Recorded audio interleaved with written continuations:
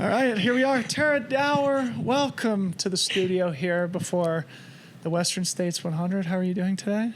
I'm doing great. Yeah, it's nice to be here. It's gorgeous here. How are you feeling physically, mentally, emotionally ahead of your first Western States? Yeah, that's a loaded question. There's so much there. Physically, I'm feeling like I'm in the best shape I've ever been. I always think back to like the Appalachian Trail. I mean, everything always comes back to that, but it's like people just were like, yeah, well, if you do it, that's going to be the end of your career. And so this has been like my revenge tour. Yes. Trying to show that it's possible. Like you could do anything. I mean, most people can do, anything they want. They can do these big trails or whatever FKT or race they want to do. And I hope I'm showing people that it's possible. If you work hard enough, then you can also do really fast stuff. Yeah. So physically, I'm feeling really great.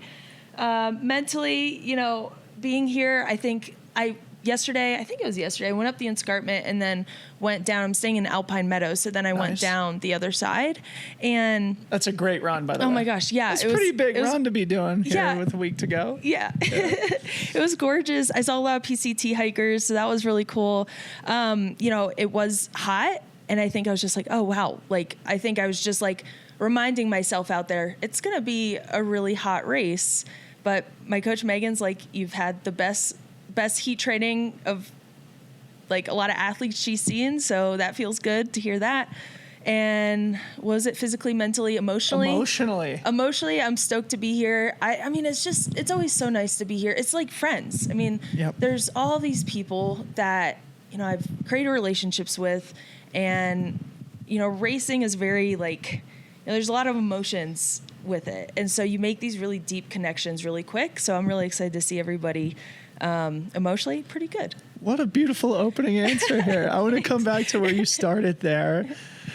I feel like you're one of the most interesting people in the sport right now, and how you described it. You did the Appalachian Trail last year, famously broke the FKT, starting out your year with a second place at Black Canyon where you got your golden ticket, a big convincing win at Lake Sonoma. Mm-hmm. Talk a little bit about that transition, because it has been very interesting, and string bean is kind of the analog in the men's race. Mm-hmm. A long trail through hiker who has also found, some real leg speed. Yeah. What's been the secret there? What's been the thing that has helped contribute to what feels to me like a couple of breakthroughs in faster racing?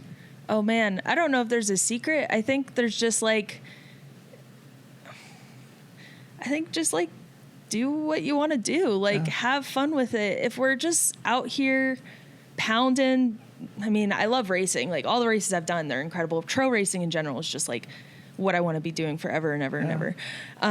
But like if we're just going out there to seek results and pounding and, race after race after race, training, you got to mix it up a little bit and do things that excite you. Some people racing like that excites them. For me, it's like, I want to break it up. I want to do FKTs, and that excites me. So I don't know if it's a secret. It's just finding joy. And I was about to say a stupid answer, like eating a lot of pasta. Yeah. Candy mama, come on. Well, yeah, I can't. My nutritionist, Vic Johnson, we have been talking, so not doing as much candy anymore. Surprise.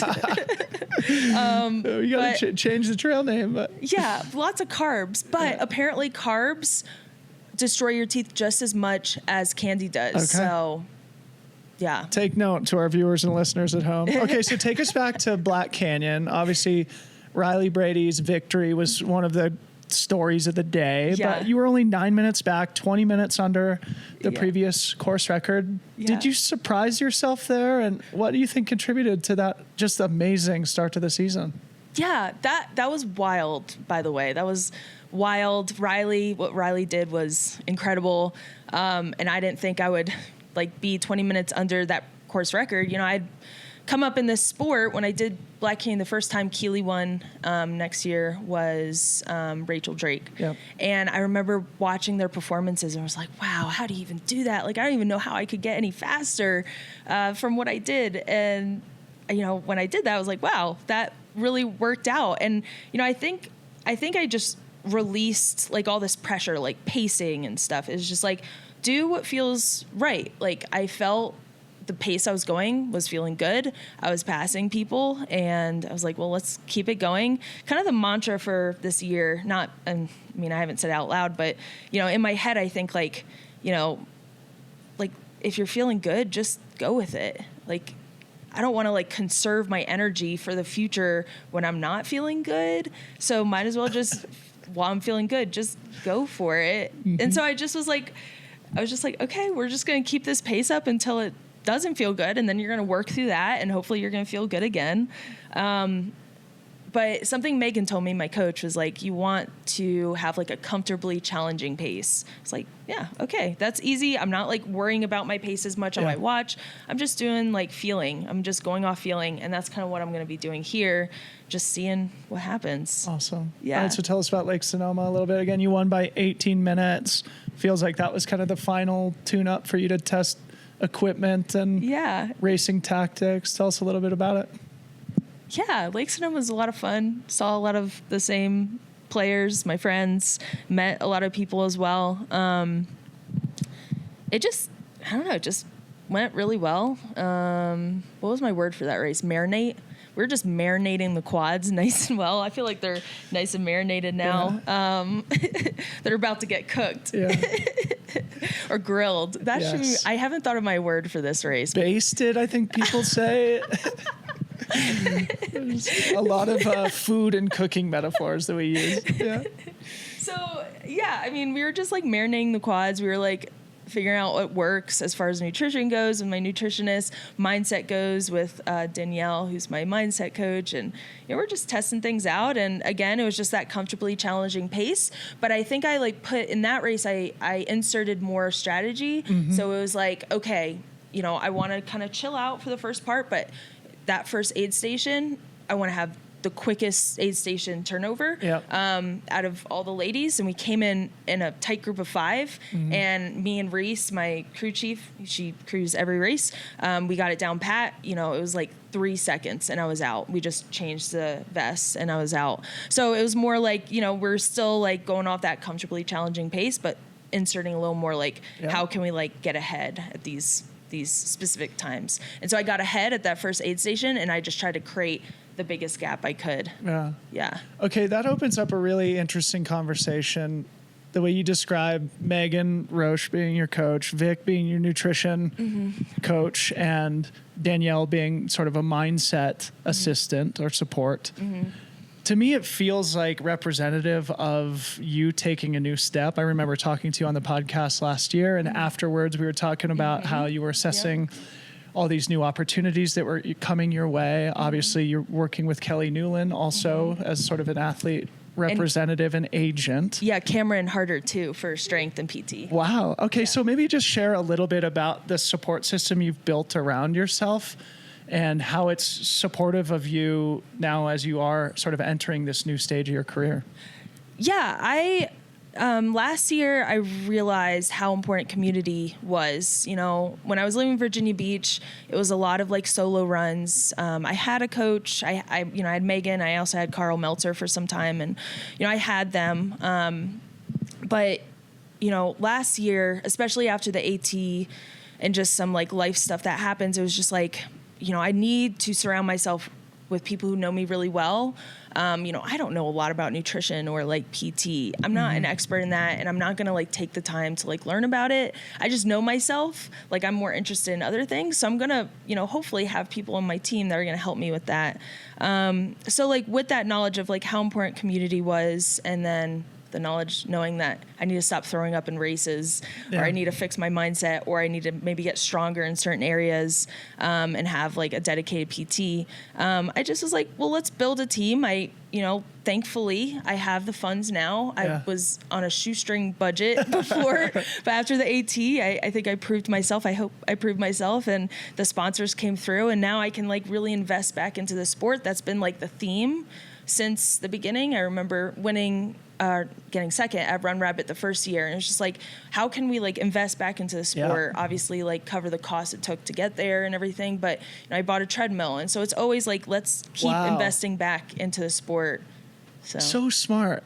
Wow. Oh my gosh, thanks. I really admire you for that. I think financially, I like to think I'm financially, not good at words, but responsible. Yeah, That's sort of yeah. Well, I mean, I think it's really smart. Obviously, the opposite side of that coin could be, you just sort of stuff everything into the bank account and bank on the fact that what I've done has gotten me to this point. What's the purpose of it? I'm going to buy a fancy new car, but instead it's like, let's reinvest. And I mean, the proof is in the pudding. I mean, it seems to be paying off just based on the way you've started this season here. Say a little bit more about your training, because you're noticeably not on Strava. And I think you said at the beginning of the conversation here that you were doing something specific with heat. So I'd love to hear a little bit about both the run training and the heat training, the stuff that really set you up for Western States specifically, to the extent you want to divulge anything. I would love to be on Strava. So if anyone on Strava is listening who's part of the team, please reach out to me, because I don't know why my watch doesn't upload any of my runs. It just doesn't. I had to manually upload the last week or two of the AT. Yeah, and so I don't know why. I would love to, but I just because I was whatever. searching for you. I was like, where is she? Yeah, I'm on there. I'm just it doesn't upload anymore, so I was like, there's no point. And also, I feel like I go on there and I compare myself like anyone would, and just whatever. We'll just sideline that for now. Training, doing. I think it's just a typical training format. I hire these people to tell me what to do, and I just do it. I love being told what to do. Like Rascal was my crew chief on the AT, and she told me what to do, and it worked out really well. So I was like, might as well just listen to people now. Like Megan, she gives me 2 long runs on the weekends. We have 2 speedy sessions during the week, some easy runs. I do strength or mobility or stability every day in the gym. That's new. Sauna every single day, just because I like to be hot. It's not a job. It's I want to be in there. I want to be hot. I want to be sweating. Yeah. It's so fun. And I go in there with my friend Robin, and we're in our ugly heat suits, Tyvek, and then we have down jackets, and then we have rain pants on top of that, and toboggans. Oh my gosh. And it's really fun. There's people in there, and they're just what are you doing? I'm I don't know. I don't know if this actually works. We'll see. And then for heat training, more of that is just more active. Instead of passive heat, it's active. So I'm doing a lot of uphill treadmill runs with the heat suit as well. Cool. It seems like a few people have been employing that. Let's talk specifically about the race and the women's race. The last 2 years, it's been basically wire to wire for the 2 champions, Courtney and then Katie. It makes me want to ask how you're thinking about the dynamic in the women's race, and whether or not we're sort of entering into a period where you do need to kind of be in the mix early in order to be in the mix on the track. Yeah, I'll trust you on that. I guess that's true. I know that with this race, with Black Canyon, I knew from the beginning, from the gun, you have to be on. You can't just I remember when I did the race the first time and I watched Black Canyon, I'm talking about, I watched a documentary, and somebody was you want to be sleepy going into the race, and you want to just kind of flow into a faster pace. But Black Canyon now, 2 years, 3 years later, it's just from the gun, you have to be on your best day. You have to be running really fast. And that's what I imagine it is here. And instead of thinking so much about my pace, because I think, it's just an unprecedented time right now. It's just people are going way faster. And if you're just trying to stay on last year's pace, it's just not going to, it might not be your day. You want to run your own race, but you also want to you want to know where you are in the field. And so that's what I'm going to do. I'm going to kind of keep track of where I am and go off of that and race people. I think that's what we need to do here. Yeah. It's a big difference from years prior. Do you have a sense of how things might play out? I'm just curious, as you have been probably thinking about this day and meditating on it for at least since Black Canyon, and the way the sport is evolving. Do you have expectations as to how the women's race might play out? Oh, man. Because, in both races, people are talking about course records and stuff. The weather forecast looks pretty average, if not a few degrees below, sort of low 90s right now. So it's not going to be like it's not going to be like an easy day or like a super fast day, but it's also not going to be like a snowy course with super warm temperatures either. I have no idea. I mean, I would imagine it's going to be a pretty epic race, whoever's in the mix. I hope I'm there. Yeah. But I don't know. I hope I'm up there with whoever's racing. I'm really excited to race. Like, I don't know if people have been watching my Instagram, but I'm from like training camp. I've been stoked to get out there and like race people. So I'm not I'm not shying away from that aspect. I'm ready to compete. And I love all these people I'm racing against. Like they're my friends. Yeah. But like we're also here to race, and we want the best out of each other, and we want to go fast. So I think we're all just gonna go really fast. Awesome. Hopefully. I love that attitude. Okay, a couple more quick things before we go. You're on the Hard Rock wait list. You're third right now. I'm so excited. This is amazing. I mean, just like speak to the audience about like how you're thinking about this double. And obviously we're focused on Western States, but in the back of your mind, you're probably also, like wondering if there's going to be movement on the spreadsheet. Dude, I'm like a giddy little girl. I want to get in Hard Rock so bad, Dale. I don't know what you can do. I know you probably can't do anything, but come on, man. Like that would be so cool to race against Katie too. Yep. That would be incredible. I got to race against Courtney last year at Hard Rock, but I mean, it would just be incredible to go back there, experience the course. I feel like the training might. I'm just going to tell myself Western States training will help me with Hard Rock training. Yeah. Like, there's no point in being like, oh, like, I don't know if I'm prepared. If I do get into Hard Rock, there's no point in being like, oh, I don't know if I'm prepared. Yeah. You just got to gaslight yourself and say it's going to work out. Yeah. So to our audience here, Hard Rock is 13 days after Western States this year. Courtney DeWalter owns the overall fastest time for people who have done the double. So we don't want to get too far ahead of ourselves, but assuming you have a good day at Western States then, assuming there is movement on that female finishers wait list. That'll be a fun storyline for Hard Rock. So that would be awesome. I think the women ahead of me, they all have their service form. I hope everyone stays healthy, but I also hope I get in. You know what it could come down to, as it does most every year at Hard Rock, is you might have to be suited up in the gym on race morning. Oh yeah, I'm gonna take the Maggie approach and be right there. If I don't get in, I'll just like get on the live stream or something, or find someone to pace. Selfishly, that's what I hope happens. I hope you get in off the wait list on race morning. Oh my gosh, yeah, that would be so I think cool. That would be like the best case scenario for like my mindset for racing, because I find that if I take a wrong turn, or if I miss some nutrition, or if I fall really badly, or if I get off the wait list right before the race, it's like, oh, like we have to send it now. And it's just like, there's no plan, just do it. And so, there's freedom in that. Yeah, there is so much freedom. So I'm really hoping I get off the wait list and run Hard Rock. I'm really excited to be here at Western, but Hard Rock will always have a special place in my heart. Yeah. Okay, last question for you. I have to ask. John Kelly's out on the AT right now. I don't know if you've been monitoring or communicating. Just maybe share a little bit of your thoughts as somebody who's out there chasing your incredibly impressive ghost from last year. Oh my gosh, thank you. I said this, me and my friend Arlie have a podcast where we go over DNFs. It's called DNF Diaries. And I talked about this a little bit on that podcast. But so like, obviously, like, it's bittersweet.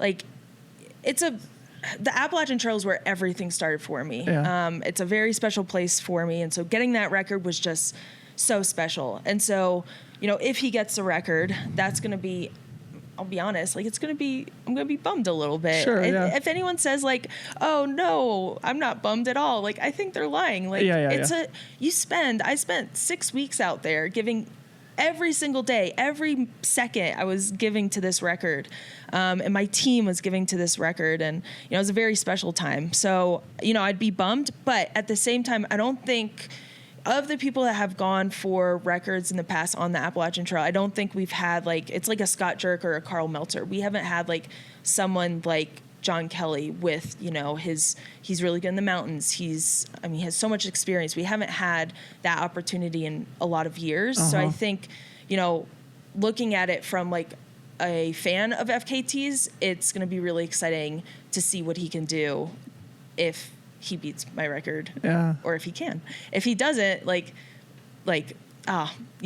stinks. But if he does, I think I might go back.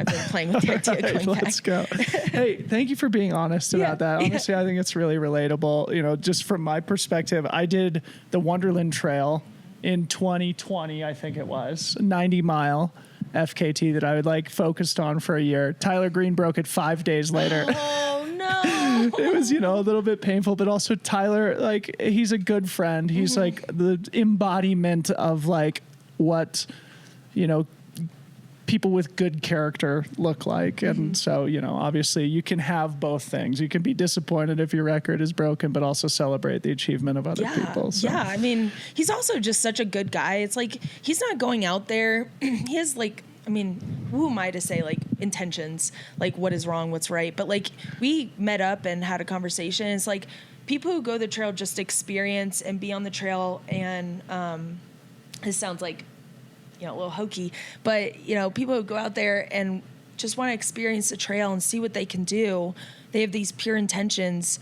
I think the trail does provide for them. And I think it has provided a lot for him with the weather window. It is hot. It is very, very hot out there, but he's rocking. The trail provides a beautiful place to close this conversation. Yeah, Tara Dower, Candy Mama, good luck this next weekend. We're excited for you. Thank you so much. Thanks for having me on. Yeah.